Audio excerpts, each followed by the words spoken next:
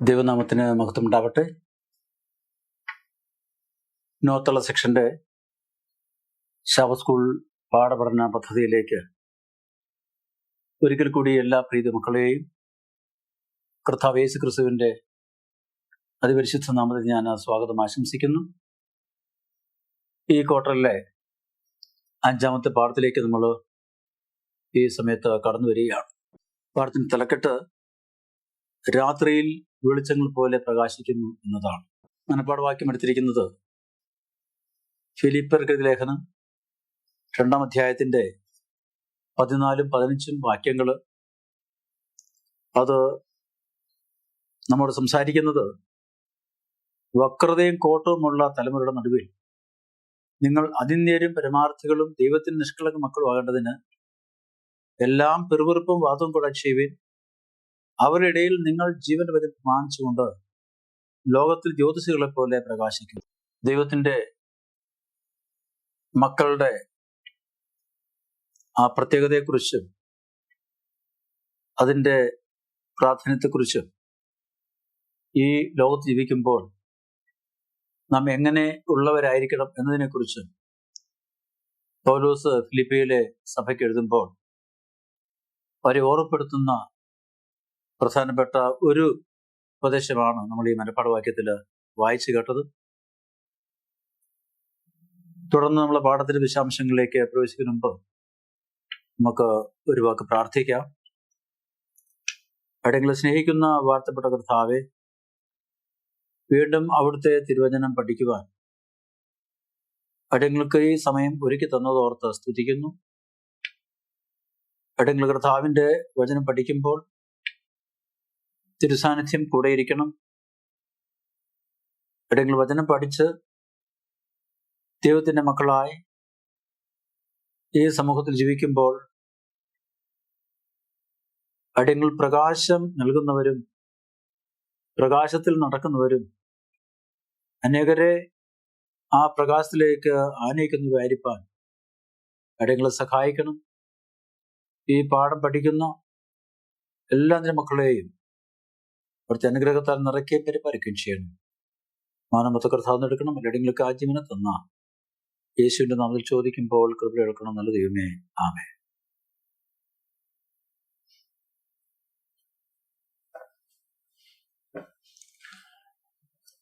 പൗലോസ് ഫിലിപ്പിയിലെ സഭയോട് സംസാരിക്കുമ്പോൾ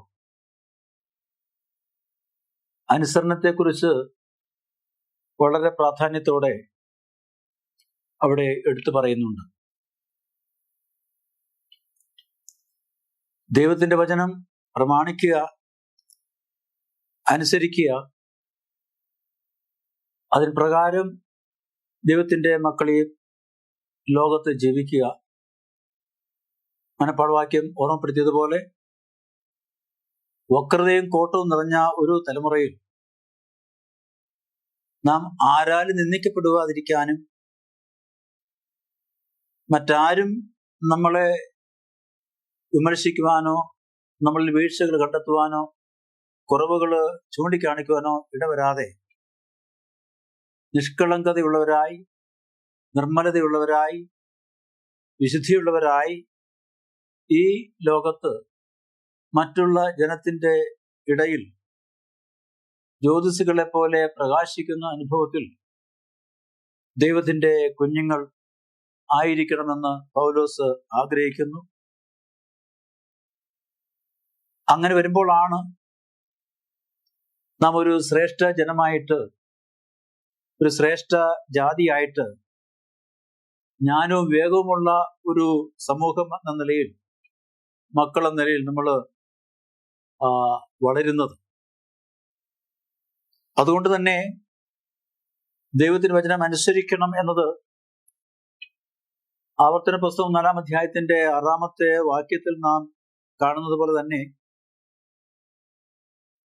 നൂറ്റാണ്ടുകൾക്ക് ശേഷം വീണ്ടും കർത്താവ് യേശു ക്രിസ്തു ഈ ഭൂമിയിലേക്ക് വന്നപ്പോൾ കർത്താവ് യേശു ക്രിസ്തുവും ഉപദേശിച്ച പറഞ്ഞ കാര്യങ്ങൾ ദൈവത്തിന്റെ വചനത്തിലൂടെ, ദൈവം തന്റെ ദാസന്മാരിലൂടെ കൊടുത്ത ഉപദേശങ്ങളുടെ തുടർന്നുള്ള ഭാഗമായിരുന്നു, അല്ലെങ്കിൽ അത് തന്നെയായിരുന്നു വീണ്ടും ആവർത്തിച്ച് കർത്താവ് യേശു ക്രിസ്തു പറഞ്ഞതും ഓർമ്മപ്പെടുത്തിയതും. യോഹന്നാൻ സുവിശേഷം 8-ാം അധ്യായത്തിന്റെ 12-ാമത്തെ വാക്യത്തിൽ പറയുമ്പോൾ നിങ്ങൾ ലോകത്തിന്റെ വെളിച്ചമാകുന്നു എന്നും, മത്തായിയുടെ സുവിശേഷം 5-ാം അധ്യായത്തിന്റെ 14-ാമത്തെ വാക്യത്തിൽ പറയുമ്പോൾ മലമേലിരിക്കുന്ന പട്ടണം മറഞ്ഞിരിക്കാൻ പാടില്ല എന്നും, വീണ്ടും നമ്മൾ യോഹന്നാൻ 1:9 വരുമ്പോൾ ഏതു മനുഷ്യനെ പ്രകാശിപ്പിക്കുന്ന സത്യ വെളിച്ചം ലോകത്തിലേക്ക് വരുന്നു എന്നും, ആ വെളിച്ചത്തിൽ യേശുവുമായുള്ള അടുത്ത ബന്ധത്തിൽ കർത്താവ് യേശു ക്രിസ്തു എന്ന വെളിച്ചത്തിൽ വസിപ്പാൻ, ആ വെളിച്ചം നമ്മളിലേക്ക് പകരപ്പെടുവാൻ, അങ്ങനെ ദൈവത്തിന്റെ വചനം അനുസരിക്കുന്ന നിർമ്മലതയുള്ള, വിശ്വസ്തതയുള്ള, വിശുദ്ധിയുള്ള ദൈവത്തിന്റെ മക്കളായി ഈ ലോകത്ത് അതിന്യരും പരമാർത്ഥികളുമായിട്ട് ഒരു ശ്രേഷ്ഠ ജനം എന്ന ആ ഒരു വിശേഷണം ലഭിക്കുവാൻ അർഹതയുള്ളവരായിട്ട് ദൈവത്തിന്റെ കുഞ്ഞുങ്ങൾ ജീവിക്കണമെന്ന് പൗലോസ് വളരെ പ്രാധാന്യത്തോടെ ഊന്നൽ കൊടുത്തുകൊണ്ട് ഫിലിപ്പിയ സഭയോടും അതുപോലെ മറ്റ് ഇതര സഭകളോടും സംസാരിക്കുമ്പോൾ അവരെ ഓർമ്മപ്പെടുത്തുന്നുണ്ട്. നമ്മുടെ ജീവിതം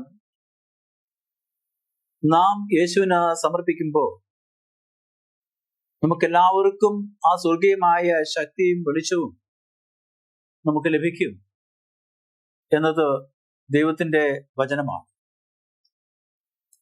അതുകൊണ്ട് നാം ഓരോരുത്തരും നമ്മുടെ ജീവിതം യേശുവിന് സമർപ്പിക്കുമ്പോൾ നാം ശക്തിയുള്ളവരായി, വെളിച്ചമുള്ളവരായി, വിശുദ്ധിയുള്ളവരായി നമുക്ക് ജീവിക്കുവാൻ കഴിയും. പൗലോസ് ഫിലിപ്പിയിലെ വിശ്വാസികൾക്ക്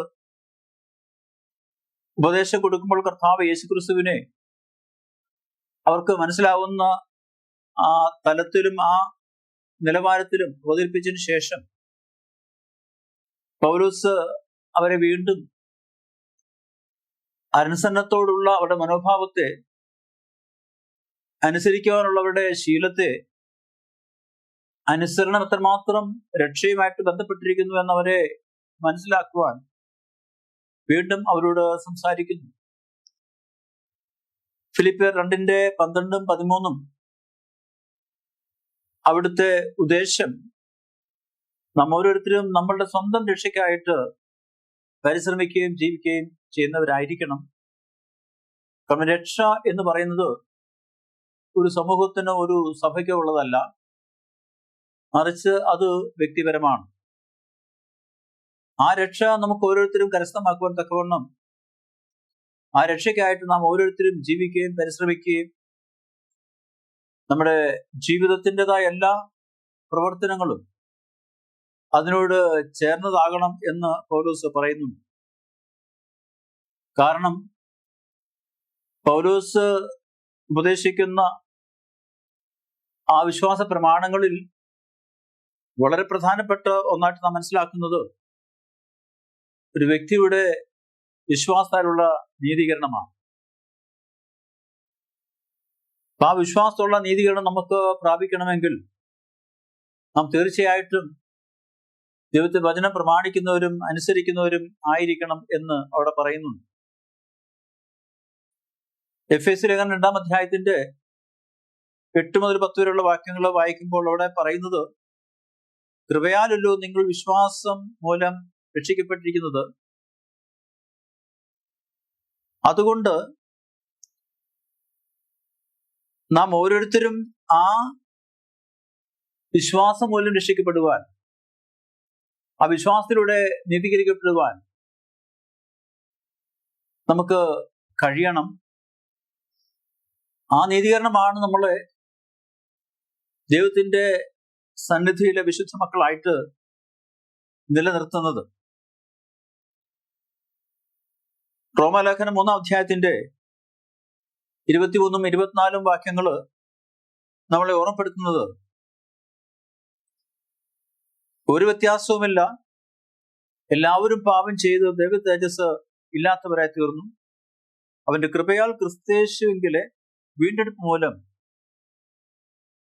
സൗജന്യമായ ചിത്രേ നീതീകരിക്കപ്പെടുന്നത്. നാം ക്രിസ്തയേശുവിലെ വിശ്വാസം സൂക്ഷിക്കുമ്പോൾ, ആ വിശ്വാസത്തിൽ നിലനിൽക്കുമ്പോൾ, ആ വിശ്വാസത്തിൽ വളരുമ്പോൾ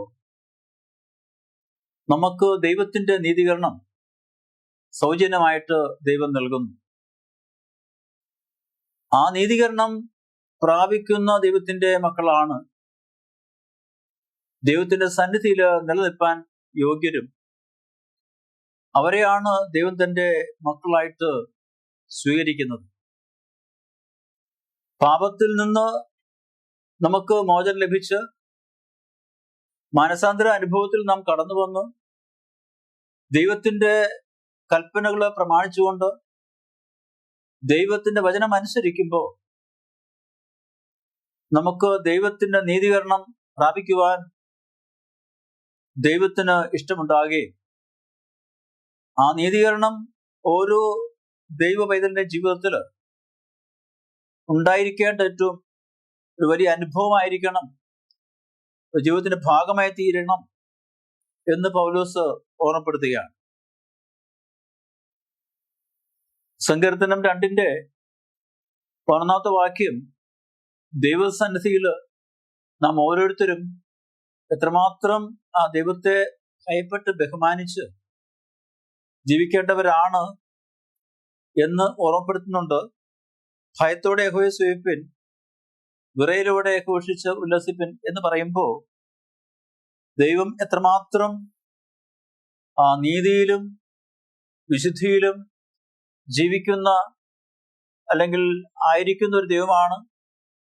ആ ദൈവത്തിന്റെ മക്കൾ എന്ന നിലയിൽ, ആ ദൈവത്തിന്റെ കുഞ്ഞുങ്ങൾ എന്ന നിലയിൽ, ആ ദൈവവചനത്തിന്റെ വക്താക്കൾ എന്ന നിലയിൽ നാം ഓരോരുത്തരും എത്രമാത്രം ആ ദൈവസന്നിധിയിൽ ഭയത്തോടും ബഹുമാനത്തോടും നമ്മളെ തന്നെ കളങ്കമില്ലാത്തവരായി, കുറവില്ലാത്തവരായി സമർപ്പിച്ചുകൊണ്ട് നമ്മുടെ വിശ്വാസം മുഖാന്തരം ആ ദൈവനീതീകരണം നമുക്ക് പ്രാപിക്കുവാനും അനുഭവത്തിൽ നാം ജീവിക്കുവാനും നമുക്ക് തീർച്ചയായിട്ടും കഴിയണം എന്ന് പൗലോസ് ഫിലിപ്പിയിലെ വിശ്വാസികളെ വീണ്ടും ഓർമ്മപ്പെടുത്തുകയാണ്.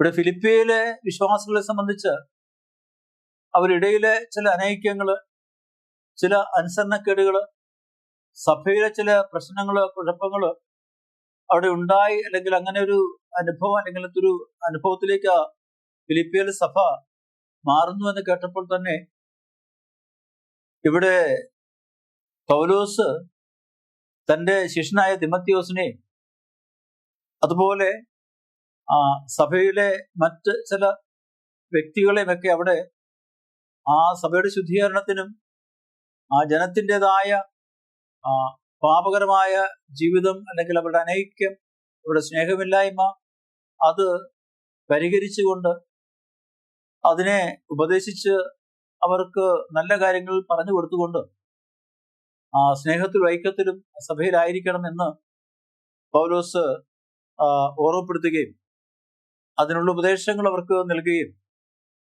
അത് ആ സഭയിൽ നടപ്പിലാക്കുവാനുള്ള കാര്യങ്ങൾ പൗലോസ് ചെയ്യുകയും ചെയ്യുന്നു. അപ്പം ദൈവം എന്ത് പ്രവർത്തിക്കുന്നു അതുതന്നെ ആയിരിക്കണം നമ്മുടെ പ്രവൃത്തിയും. ദൈവം പ്രവർത്തിക്കുന്ന കാര്യങ്ങൾ നാം ഏറ്റെടുത്തുകൊണ്ട് പ്രവർത്തിക്കുമ്പോഴാണ് നാം ദൈവത്തിന് വേണ്ടി പ്രവർത്തിക്കുന്നവർ ആയിത്തീരുന്നത്. ദൈവത്തിന്റെ പ്രവൃത്തി ലോകത്തിൽ എന്താണ്, അതുതന്നെയാണ് നാം ചെയ്യേണ്ടതും.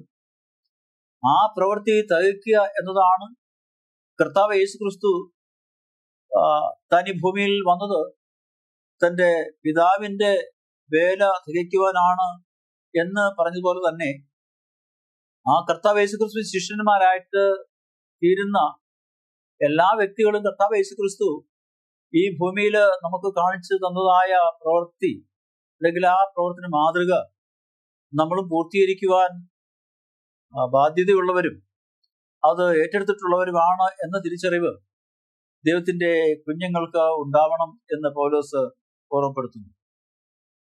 അതുകൊണ്ട് തന്നെ നമ്മൾ ഓരോരുത്തരും ഈ ഇരുണ്ട ലോകത്തിലെ വെളിച്ചമായിട്ട് മാറണം. നമ്മളൊരു പക്ഷേ കേട്ടിട്ടുണ്ടാവാം, ഡയോജനീസ് എന്ന് പറയുന്ന ഒരു മനുഷ്യൻ ഗ്രീസിൽ ജീവിച്ചിരുന്നു. ആ മനുഷ്യൻ പകൽ സമയത്ത് വിളക്ക് കത്തിച്ചുകൊണ്ട് നടക്കുന്ന ഒരു അനുഭവം നാം ഒരു പക്ഷേ കേട്ടിട്ടുണ്ട്. അദ്ദേഹത്തോട് മറ്റുള്ളവർ ചോദിച്ചു, എന്തിനാണ് ഈ പകൽ സമയത്ത് വെളിച്ചം എന്ന് ചോദിച്ചപ്പോ, എനിക്ക് നല്ല മനുഷ്യരെ കണ്ടെത്തുവാനാണ് എന്ന് പറയുകയുണ്ടായി. ഈ ലോകം പാപത്താൽ ഇരുണ്ട ലോകമാണ്, പാപത്താൽ മലിനമാക്കപ്പെട്ട ലോകമാണ്, അധർമ്മത്താൽ നിറയപ്പെട്ട ലോകമാണ്. ദുഷ്ടത ലോകത്ത് ദിനംതോറും പെരുകിക്കൊണ്ടിരിക്കുമ്പോൾ വളരെ വലിയ വെല്ലുവിളികള് മനുഷ്യരുടെ ജീവിതത്തില്, മനുഷ്യരുടെ രക്ഷയ്ക്ക്, മനുഷ്യന്റെ സ്നേഹത്തിന്, മനുഷ്യന്റെ ഐക്യത്തിന് ഒക്കെ വളരെയധികം വെല്ലുവിളികൾ ഇപ്പോ നേരിട്ടുകൊണ്ടിരിക്കുന്ന ഒരു സമയത്താണ് നമ്മൾ ജീവിക്കുന്നത്. അത്തരം ഒരു സമൂഹത്തിൽ നാം ജീവിക്കുമ്പോൾ ഈ സമൂഹത്തോടുള്ള നമ്മുടെ ഒരു ഉത്തരവാദിത്വം, നമ്മുടേതായ ഒരു കടമ നാം നിർവഹിക്കാൻ പ്രാപ്തരും അതിന് മനസ്സുള്ളവരും ആയിരിക്കണം, ഒരുക്കമുള്ളവരായിരിക്കണം. അതുകൊണ്ട് തന്നെ നിത്യമായ നാശത്തിലേക്ക് വഴുതിപ്പോകുന്ന അനേകരെ, അന്ധകാരത്തിൽ ഇപ്പോഴും ജീവിക്കുന്ന, വെളിച്ചം എന്ത് എന്ന് തിരിച്ചറിഞ്ഞിട്ടില്ലാത്ത, വെളിച്ചം കണ്ട് തിരിച്ചറിഞ്ഞ വെളിച്ചത്തിൽ ജീവിക്കുവാൻ ഇഷ്ടമില്ലാത്ത അനേകരെ ആ വെളിച്ചത്തിലേക്ക് ആനയിക്കുവാൻ നമുക്ക് കഴിയണം. അങ്ങനെ നമുക്ക് കഴിയണമെങ്കിൽ ഈ ലോകത്തിലെ, ഈ ഇരുണ്ട ലോകത്തിലെ, പാപത്തിന്റെ അന്ധകാരത്തിൽ കഴിഞ്ഞ ലോകത്തിലെ വെളിച്ചങ്ങളായിട്ട് നാം മാറണം. അതാണ് മനപ്പാഠ വാക്യത്തില് പൗലോസ് പറഞ്ഞത്.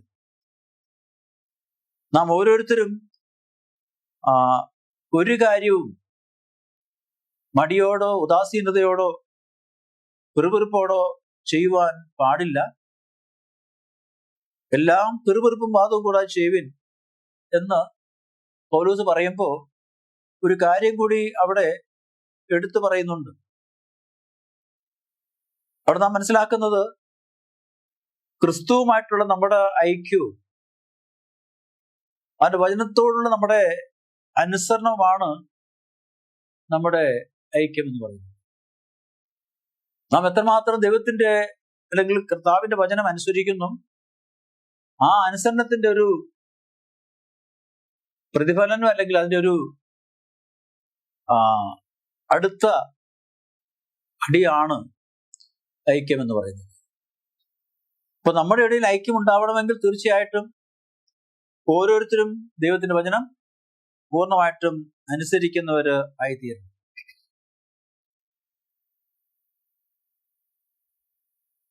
പലപ്പോഴും രാത്രി സമയം അല്ലെങ്കിൽ ഇരുണ്ട ആകാശത്ത്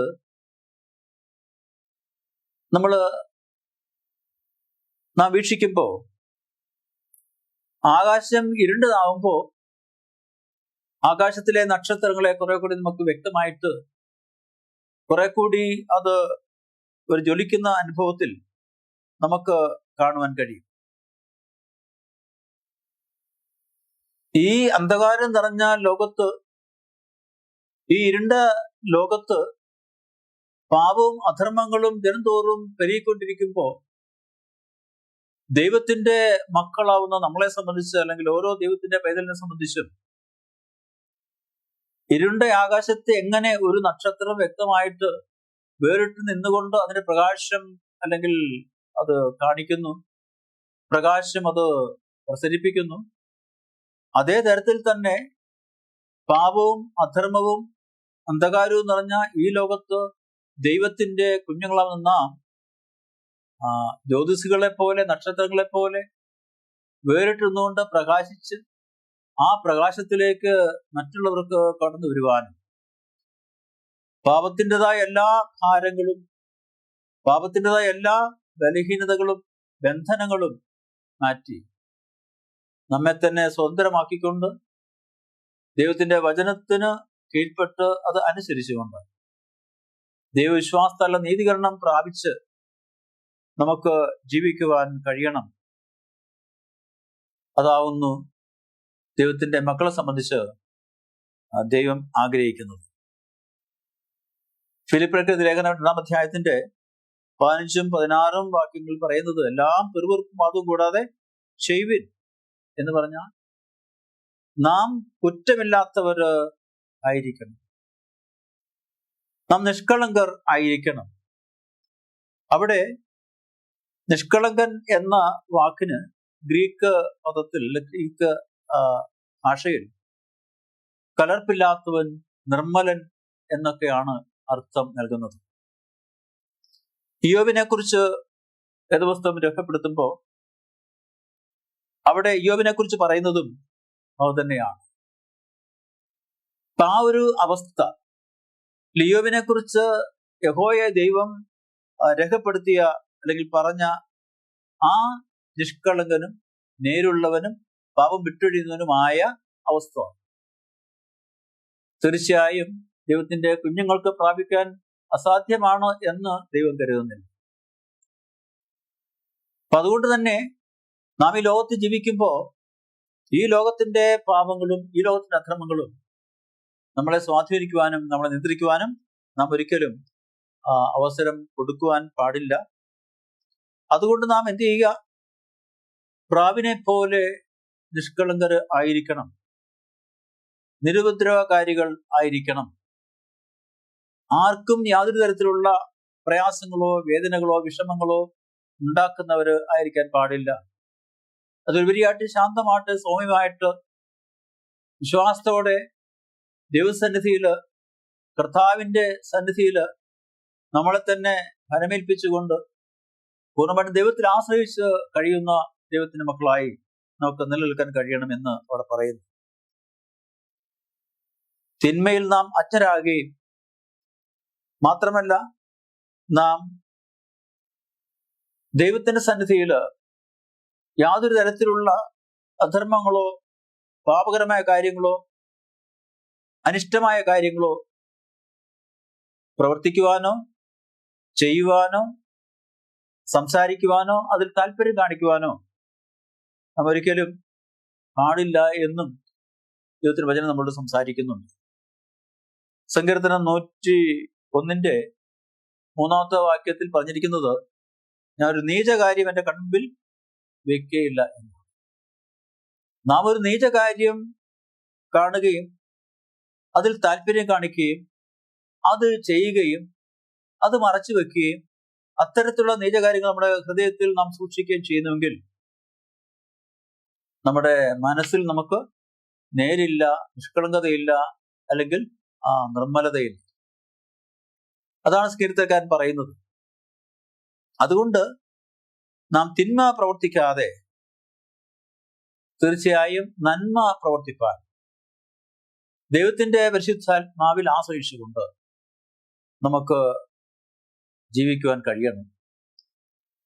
അത് മാത്രമല്ല, നാം പലപ്പോഴും ദൈവത്തിന്റെ മക്കളായിട്ട് ജീവിക്കുവാൻ തീരുമാനമെടുത്ത് ജീവിക്കുവാൻ നാം ദൈവത്തിൽ ആശ്രയിച്ചുകൊണ്ട് നാം മുൻപോട്ട് പോകുമ്പോൾ ഒരുപക്ഷെ മറ്റുള്ളവരെക്കാൾ നാം ചില കാര്യങ്ങളിൽ വ്യത്യസ്തര ആയിരിക്കും. ആ വ്യത്യസ്തത ഒരുപക്ഷെ പലപ്പോഴും സമൂഹം പല രീതിയിൽ വിലയിരുത്തപ്പെടുവാൻ സാഹചര്യമുണ്ട്. ചില വ്യക്തികൾ അതിനെ നല്ല അർത്ഥത്തിൽ എടുക്കുകയും അതിന് നല്ല വശങ്ങൾ മനസ്സിലാക്കുകയും ചെയ്യുമ്പോൾ മറ്റു ചിലര് അത് നേരെ വിരുദ്ധമായിട്ടുള്ള അർത്ഥത്തിൽ അതിനെടുത്തുകൊണ്ട് വിമർശിക്കുവാനും അതില് കുറ്റങ്ങൾ കണ്ടെത്തുവാനും ശ്രമിക്കുന്ന അനുഭവം ഈ സമൂഹത്തിൽ ഉണ്ട്. അതുകൊണ്ട് സമൂഹം എന്ത് സംസാരിക്കുന്നു, എന്ത് പറയുന്നു എന്ന് ചിന്തിച്ച് നമ്മുടെ തീരുമാനങ്ങൾക്കോ നമ്മുടെ ജീവിതത്തിനോ നമ്മുടെ രക്ഷയ്ക്കോ നാം ഒരിക്കലും ഒരു ഹാനി ഉണ്ടാക്കുവാൻ ഇടവരുത്താതെ, നാം വ്യത്യസ്തരായിരിക്കുവാൻ ഭയം കൂടാതെ അത് ജീവിക്കുവാൻ നമുക്ക് കഴിയണം. നാം വ്യത്യസ്തരാകുന്നത് കൊണ്ട് ഭയപ്പെടേണ്ട ആവശ്യമില്ല, ശങ്കിക്കേണ്ട ആവശ്യമില്ല, പരിഭ്രമിക്കേണ്ട ആവശ്യമില്ല. കാരണം നാം വ്യത്യസ്തമാകുന്നത് നമുക്ക് നമ്മളെ നിലനിർത്തുന്ന, നമ്മളെ ജീവിപ്പിക്കുന്ന, നമുക്ക് ആവശ്യമായ എല്ലാ അനുഗ്രഹങ്ങളും പ്രദാനം ചെയ്യുന്ന ഒരു ദൈവത്തിന്റെ മക്കൾ എന്ന നിലയിലാണ്. ആ വ്യത്യസ്തത നമ്മുടെ ജീവിതത്തിൽ പുലർത്തുമ്പോൾ മറ്റുള്ളവർ അല്ലെങ്കിൽ സമൂഹം നമ്മളെ എങ്ങനെ കാണും എന്ന് കരുതി നമ്മൾ ആശങ്കപ്പെടേണ്ട ആവശ്യമില്ല, പ്രയാസപ്പെടേണ്ട ആവശ്യമില്ല. കാരണം സമൂഹം അല്ലെങ്കിൽ മറ്റൊരു വ്യക്തി നമ്മുടെ ജീവിതത്തിൽ ഒരിക്കലും നമുക്ക് രക്ഷ പ്രദാനം ചെയ്യില്ല. അതുകൊണ്ടാണ് പറയുന്നത്, നാം ലോകത്തിൽ വെളിച്ചങ്ങളെ പോലെ പ്രകാശിക്കുക, മാത്രമല്ല ജീവന്റെ വചനം നാം മുറുകെ പിടിക്കുക. ഫിലിപ്പിയർ 2:16. മാത്രമല്ല ഈ ലോകത്തോട് അനുരൂപരാകാതെ ഇരിക്കുക. കർത്താവിന്റെ സന്നിധിയിൽ നമ്മളെ പൂർണ്ണമായിട്ടും സമർപ്പിച്ചുകൊണ്ട് ആ നീതീകരണം, ആ വിശ്വാസം, ആ വിശുദ്ധി നമ്മളിൽ നിലനിർത്തിക്കൊണ്ട് തന്നെ മുൻപോട്ട് ജീവിക്കുവാൻ നമുക്ക് കഴിയണം.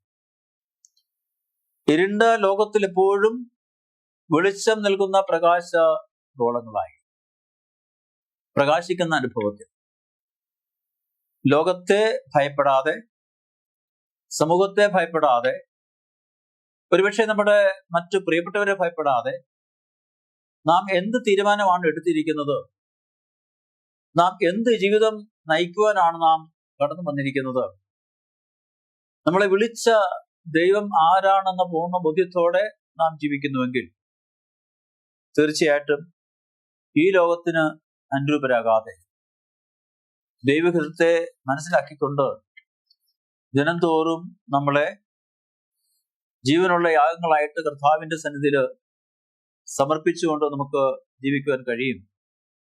അതുകൊണ്ട് നാം ഓരോരുത്തരും ഒരു ജീവനുള്ള യാഗമായി കർത്താവിന്റെ സന്നിധിയിൽ ആയിരിക്കണമെന്ന് ദൈവം ആഗ്രഹിക്കുന്നു. ഇത് തന്നെ പൗലോസ് തന്റെ ജീവിതത്തിൽ തന്റെ വ്യക്തിപരമായ ജീവിത അനുഭവത്തെ എടുത്ത് കാണിച്ചുകൊണ്ട് താൻ എങ്ങനെ ദൈവസന്നിധിയിൽ തന്നെ തന്നെ ഏൽപ്പിച്ചു കൊടുക്കുന്നു എന്ന് സൂചിപ്പിക്കുന്ന അല്ലെങ്കിൽ ഓർമ്മപ്പെടുത്തലുകൾ നമുക്ക് മനസ്സിലാക്കാൻ സാധിക്കും. അവിടെ പൗലോസ് പറയുന്നു, ഞാൻ പാനീയയാഗമായി ഒഴിക്കപ്പെടുന്നു എന്ന്. താൻ ഒരു പാനീയയാഗമായ കർത്താവിന്റെ സന്നിധിയിൽ ഒഴിക്കപ്പെടുവാൻ പോകും.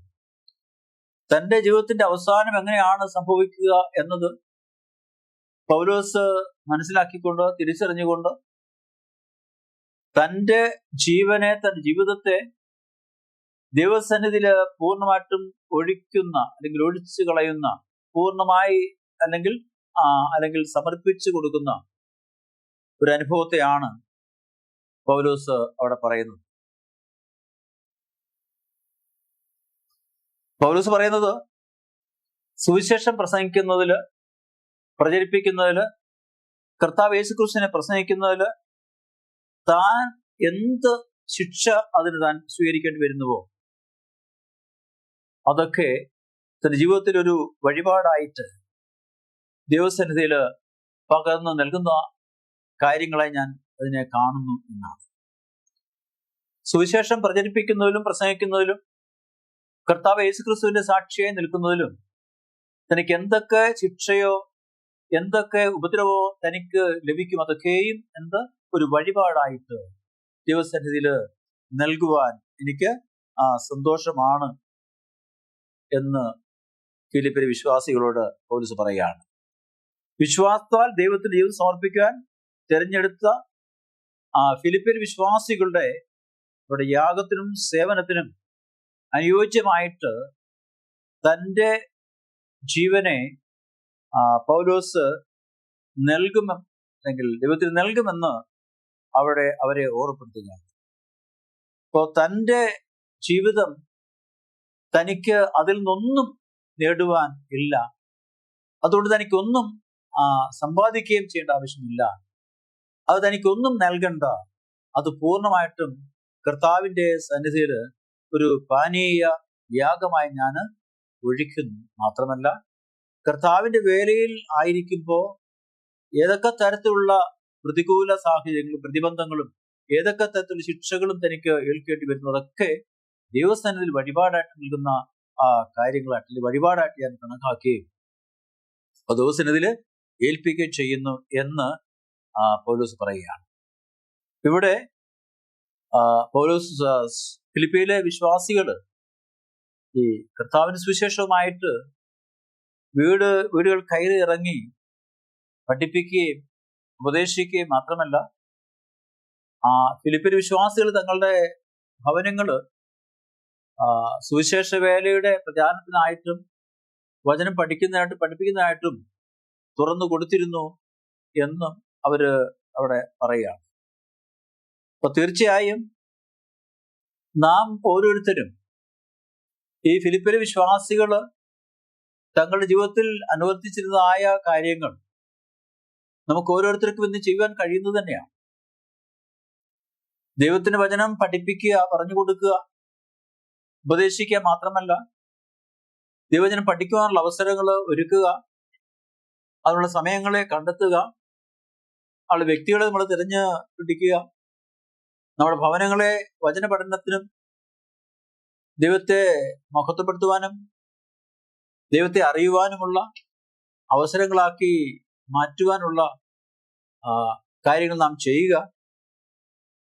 അങ്ങനെ നമ്മുടെ അയൽക്കാർക്കായാലും മറ്റുള്ളവർക്കായാലും ദൈവം എന്താണ് എന്നും കർത്താവ് യേശുക്രിസ്തു ആരാണ് എന്നും ആ കർത്താവ് യേശുക്രിസ്തുവിന്റെ ജീവിതം എന്തിനു വേണ്ടിയായിരുന്നു എന്നും ആ കർത്താവ് യേശുക്രിസ്തു ഇനി നമ്മുടെ ജീവിതത്തിൽ എന്ത് ചെയ്യാൻ പോകുന്നു എന്നുമൊക്കെ നാം മറ്റുള്ളവരോട് പറഞ്ഞു കൊടുക്കുമ്പോൾ, അതറിയാത്ത വ്യക്തികൾക്ക് അത് മനസ്സിലാക്കി കൊടുക്കുമ്പോൾ, ഈ ഫിലിപ്പിയിലെ വിശ്വാസികള് ആദ്യ കാലഘട്ടങ്ങളിൽ ചെയ്തിരുന്നത് പോലെ ആ ഒരു വേല ഏറ്റെടുത്തുകൊണ്ട് നമ്മുടെ സമയത്തിനുള്ളിലും നമ്മുടെ കഴിവിന് ഉള്ളിൽ നിന്നുകൊണ്ടും നമ്മുടെ പരിമിതിക്കും സ്വാധീനത്തിനും ഉള്ളിൽ നിന്നുകൊണ്ട് നമുക്ക് ചെയ്യുവാൻ കഴിയാത്തതല്ല എന്നിവിടെ ഈ പൗലോസ് ഓർമ്മപ്പെടുത്തുന്നു. അത് മാത്രമല്ല, ഒരു സുവിശേഷം പ്രചരിപ്പിക്കുന്നതില് ജീവനുള്ള ത്യാഗം നാം സഹിക്കുവാൻ, അല്ലെങ്കിൽ ആ ത്യാഗം ചെയ്യുവാൻ നമുക്കെപ്പോഴും മനസ്സുള്ളവരായിരിക്കണം എന്ന് അവിടെ പറയുകയാണ്.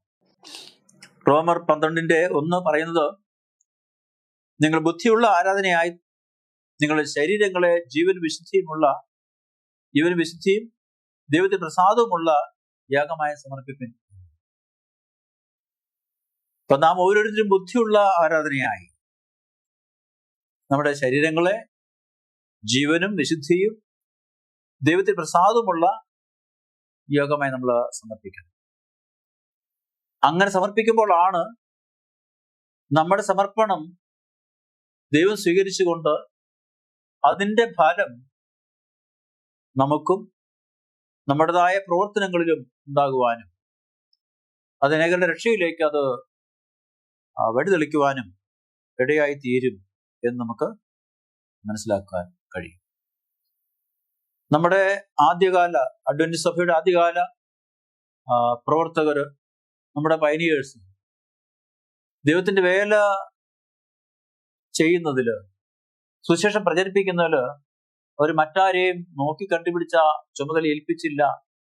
അതുവഴിയായിട്ട് അവരോരോരുത്തരും ചെയ്യേണ്ടതായ ഉത്തരവാദിത്വങ്ങൾ അവർ തന്നെ ഏറ്റെടുത്തുകൊണ്ട് പ്രവർത്തിച്ചതായിട്ട് നമുക്ക് മനസ്സിലാക്കാൻ കഴിയും.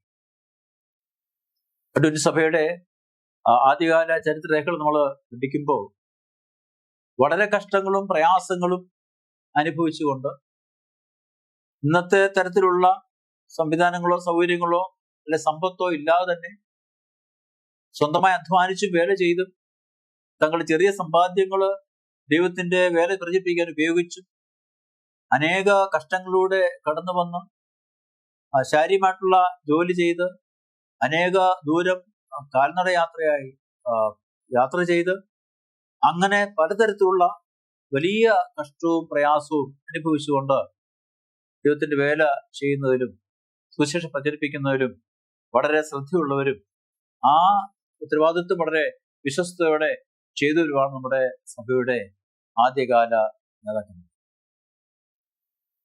ആ ഒരു അനുഭവം നമ്മൾ ഓരോരുത്തരും നമ്മളെക്കുറിച്ച് ചിന്തിക്കുമ്പോൾ എത്രമാത്രം നാം ആ ഒരു കാര്യത്തിൽ ഉത്സാഹമുള്ളവരോ, ശ്രദ്ധയുള്ളവരോ, സന്തോഷമുള്ളവരോ, അതിന്റെ സമർപ്പണമുള്ളവരോ ആണ് എന്ന് ഞാൻ ഉൾപ്പെടെ നാം ചിന്തിക്കേണ്ട കാര്യം.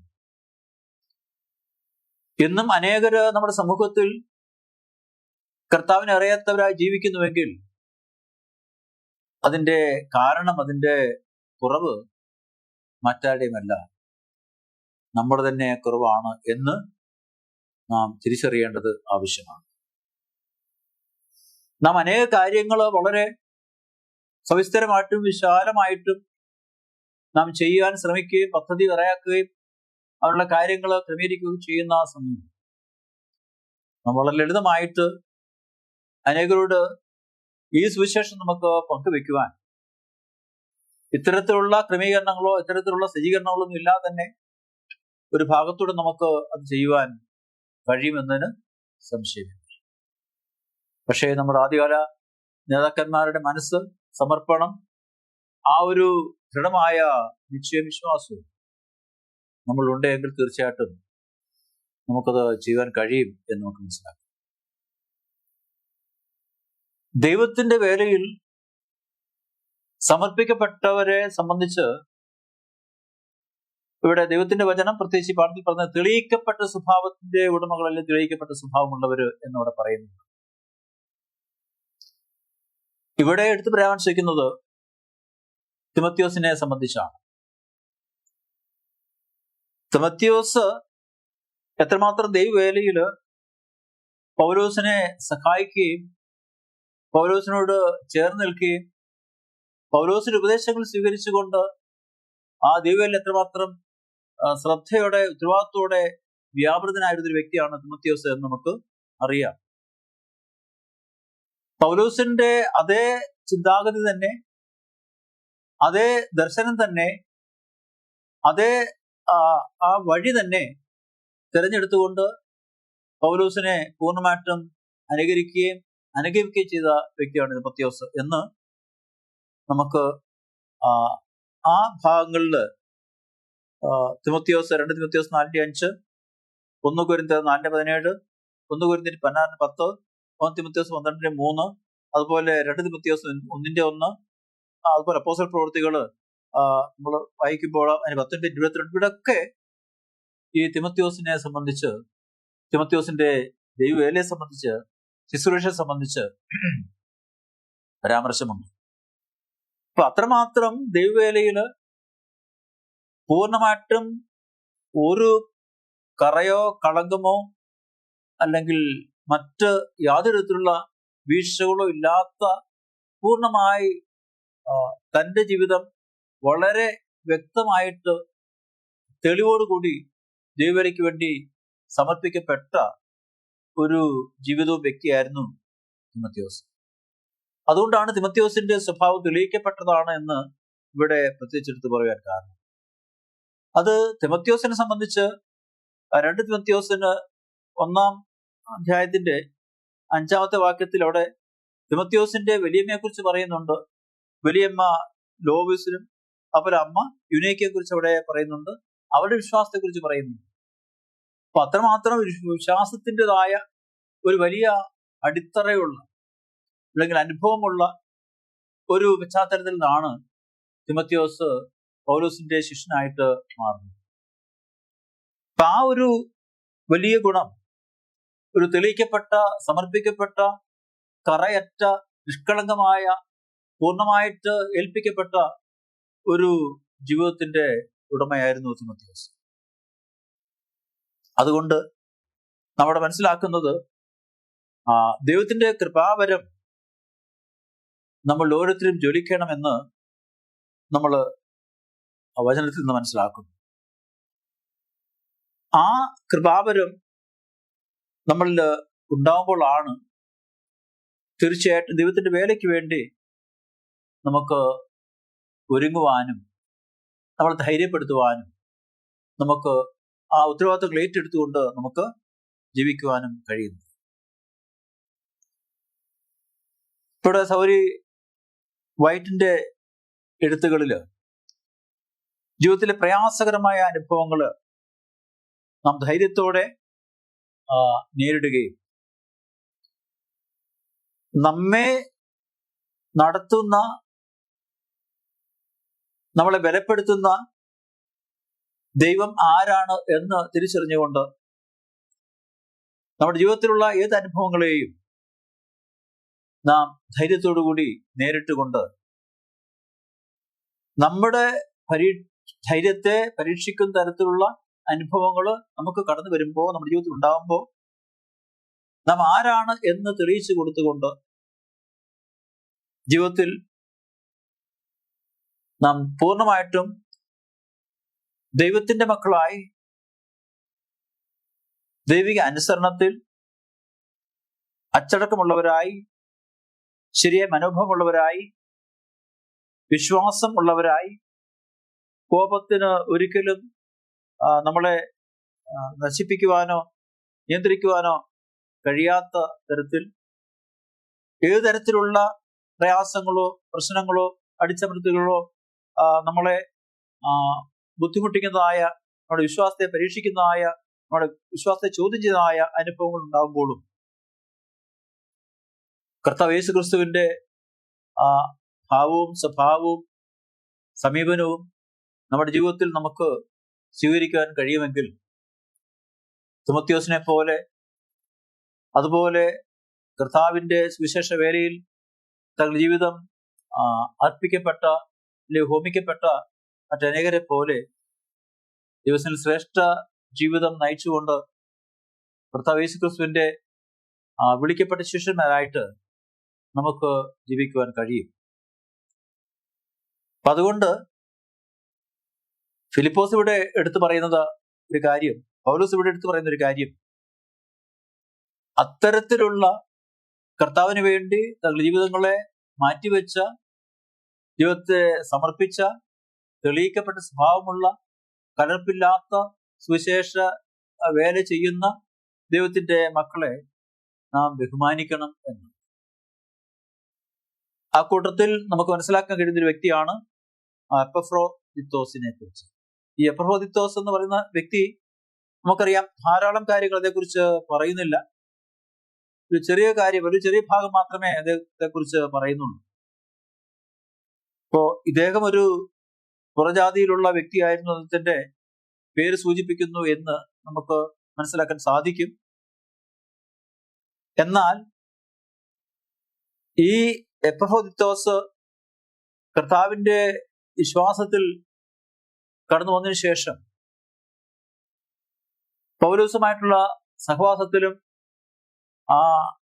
ജീവിതത്തിലും അനുഭവങ്ങളിലും നിലനിൽക്കുമ്പോൾ എത്രമാത്രം ആത്മാർത്ഥതയോടെ വിശ്വസ്തയോടെ ആ സുവിശേഷ വേല ഏറ്റെടുത്തുകൊണ്ട് ചെയ്യുവാൻ മനസ്സുള്ള വ്യക്തിയായിരുന്നു എപ്പഫ്രോദിത്തോസ് എന്ന് നമുക്ക് മനസ്സിലാക്കാൻ സാധിക്കും. ഇപ്പൊ ഫിലിപ്പിയിലെ സഭയ്ക്ക് വേണ്ടി പൗലോസ് അയച്ച ഒരു ദൂതൻ എന്ന് അവിടെ ഇദ്ദേഹത്തെ കുറിച്ച് പറയുന്നു.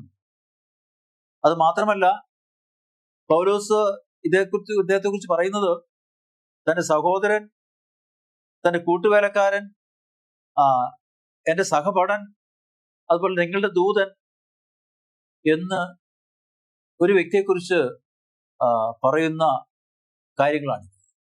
അപ്പൊ അത്രമാത്രം ഒരു വ്യക്തിയെക്കുറിച്ച് പൗലോസിന് വളരെ സന്തോഷത്തോടെ, അഭിമാനത്തോടെ പറയുവാൻ കഴിയുമെങ്കിൽ തീർച്ചയായും ദൈവത്തിന്റെ ശുശ്രൂഷയിൽ, അല്ലെങ്കിൽ ദൈവത്തിന്റെ ശുശ്രൂഷയിൽ കർത്താവ് യേശുക്രിസ്തുവിന്റെ സുവിശേഷ പ്രവർത്തനങ്ങളിൽ, അല്ലെങ്കിൽ കർത്താവ് യേശുക്രിസ്തുവിനെ പ്രസംഗിക്കുന്നതിൽ, കർത്താവ് യേശുക്രിസ്തുവിനെ പരിചയപ്പെടുത്തുന്നതിൽ, കർത്താവ് യേശുക്രിസ്തുവിനെ മറ്റുള്ളവർക്ക് കാണിച്ചു കൊടുക്കുന്നതിൽ അത്രമാത്രം ജീവിതം മാറ്റിവെച്ച പൗലോസ് എന്ന വ്യക്തിയുടെ സഹവാസത്തിലും ആ പൗലോസിനാൽ വിശ്വാസത്തിലേക്ക് കടന്നു വന്ന് തീർച്ചയായിട്ടും കർത്താവിന്റെ ഒരു നല്ല ശിഷ്യനായിട്ട്, അല്ലെങ്കിൽ കർത്താവിന്റെ സുവിശേഷത്തിന്റെ നല്ലൊരു ഭടനായിട്ട് മാറുവാൻ ഈ എപ്പിഫ്രോദിത്തോസിന് കഴിഞ്ഞുവെങ്കിൽ അതുകൊണ്ടാണ് അദ്ദേഹത്തെ പൗലോസ് തന്റെ സഹോദരനെന്നും കൂട്ടുവേലക്കാരനെന്നും സഹപഠനെന്നും പിന്നെ ഫിലിപ്പിയിലെ വിശ്വാസികളുടെ ദൂതനെന്നും ഒക്കെ വിശേഷിപ്പിക്കുവാൻ കാരണം.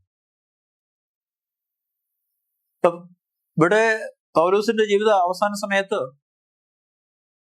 ഈ തിമോത്തിയോസിനോട് പറയുമ്പോൾ തന്റെ ചർമ്മലിഖിതങ്ങളും പുതപ്പും തന്റെ അടുക്കളേക്ക് കൊണ്ടുവരണം എന്ന് തിമോത്തിയോസിനോട് ആവശ്യപ്പെടുന്നുണ്ട്. അപ്പൊ പൗലോസിന്റെ ജീവിതത്തിൽ തനിക്ക് അവസാനമായിട്ടുണ്ടായിരുന്നത് അത് മാത്രമാണ്. അപ്പൊ ശീതകാലത്തിന് മുമ്പ് തിമോത്തിയോസ് അതുമായിട്ട് പൗലോസിനെ കാണാൻ വരണം എന്ന് പൗലോസ് വളരെ ആത്മാർത്ഥമായിട്ട് ആഗ്രഹിക്കുന്നുണ്ട്.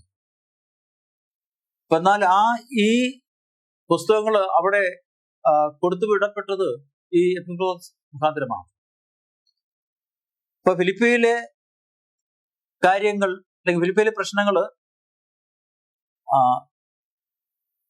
പരിഹരിക്കാൻ വേണ്ടി അല്ലെങ്കിൽ അത് നേരെയാക്കാൻ വേണ്ടി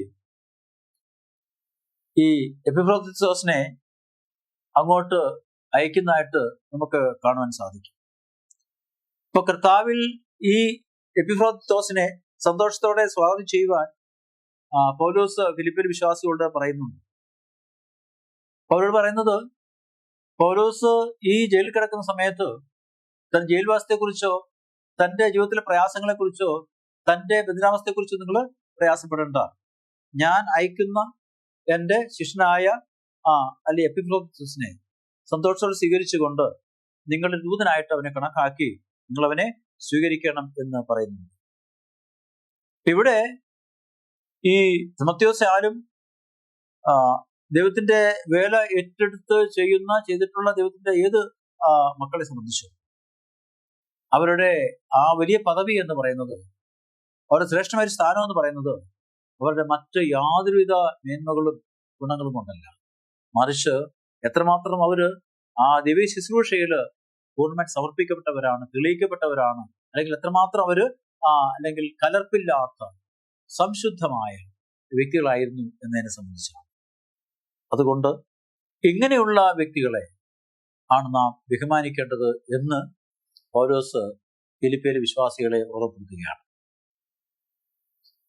കാരണം ആര് ദൈവത്തിന്റെ വേലയിൽ കർത്താവിന്റെ ശുശ്രൂഷയിൽ ആ വേല ഏറ്റെടുത്തുകൊണ്ട് കർത്താവിനെ ശുശ്രൂഷിക്കുന്നു, കർത്താവിനെ പ്രസംഗിക്കുന്നു, അവിടെ സ്വാർത്ഥപരമായ ഒരു കാര്യങ്ങളും ചിന്തിക്കാതെ, സ്വാർത്ഥ ലാഭത്തെക്കുറിച്ച് ഓർക്കാതെ, തന്റെ പ്രയാസങ്ങളോ കഷ്ടങ്ങളോ എന്താണ് എന്ന് ചിന്തിച്ച് പിൻവാങ്ങിയോ അല്ലെങ്കിൽ അതിൽ ഏതെങ്കിലും തരത്തിലുള്ള പ്രയാസങ്ങൾ മനസ്സിൽ തോന്നുകയോ ചെയ്യുന്ന വ്യക്തികളല്ല.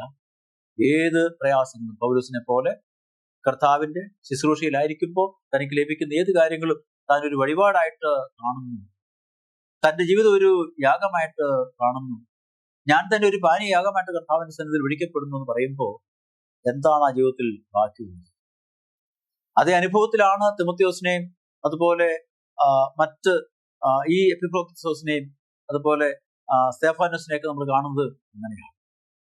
അപ്പോ അങ്ങനെയുള്ള വ്യക്തികളെ നാം ബഹുമാനിക്കണം, ആദരിക്കണം, നാം അവരെ മാതൃകയാക്കണം, നാം അവരെ പൂർണ്ണമായിട്ട് വിശ്വസിക്കണം. കാരണം അവരിൽ കപടത ഇല്ല, അല്ലെങ്കിൽ അവരിൽ ഒന്നും മറച്ചു വെച്ചിട്ടില്ല എന്ന് നമുക്ക് മനസ്സിലാക്കാൻ സാധിക്കും. അതുകൊണ്ട് പ്രിയ ദൈവമക്കളെ, ഈ പാപത്തിന്റെ അന്ധകാരത്തിൽ കഴിയുന്ന ഈ ലോകത്ത് അനുദിനം അധർമ്മങ്ങളും പാപങ്ങളും ദുഷ്ടതകളും വർദ്ധിച്ചു വരുന്ന ഈ ലോകം വളരുന്നു, വികസിക്കുന്നു, വലിയ കാര്യങ്ങൾ നേടുന്നു, അനേക കാര്യങ്ങൾ കണ്ടുപിടിക്കുന്നു.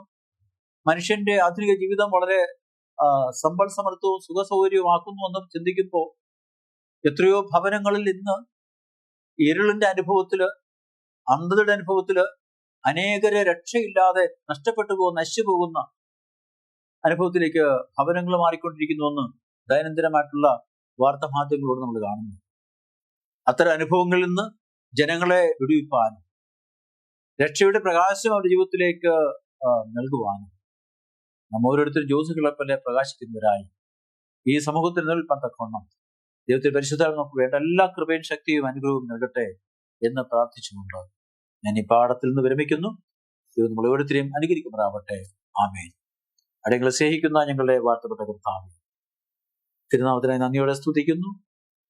കർത്താവേ, അടിയങ്ങള് ഈ പാപം നിറഞ്ഞ ലോകത്തിൽ, അന്ധകാരം നിറഞ്ഞ ലോകത്തിൽ, അധർമ്മം നിറഞ്ഞ ലോകത്തിൽ കർത്താവേ, അടിയങ്ങൾ നക്ഷത്രങ്ങളെ പോലെ ശോഭിപ്പാൻ കർത്താവിന്റെ വചനത്തിന്റെ വെളിച്ചം അനേകർക്ക് പറഞ്ഞു കൊടുത്തുകൊണ്ട്, അനേകരിലേക്ക് അത് എത്തിച്ചു കൊടുത്തുകൊണ്ട് പ്രകാശത്തിൽ ജീവിക്കുന്ന അനുഭവത്തിൽ മറ്റുള്ളവരുമായി തീരുവാൻ അടിയങ്ങളുടെ പ്രവർത്തനങ്ങള്, അടിയങ്ങളുടേതായ ജീവിതം, അടിയങ്ങളുടേതായ സുവിശേഷ പ്രവർത്തനങ്ങള് അങ്ങനെ ആയിരിക്കാൻ അടിയങ്ങളോട് സഹായിക്കണം.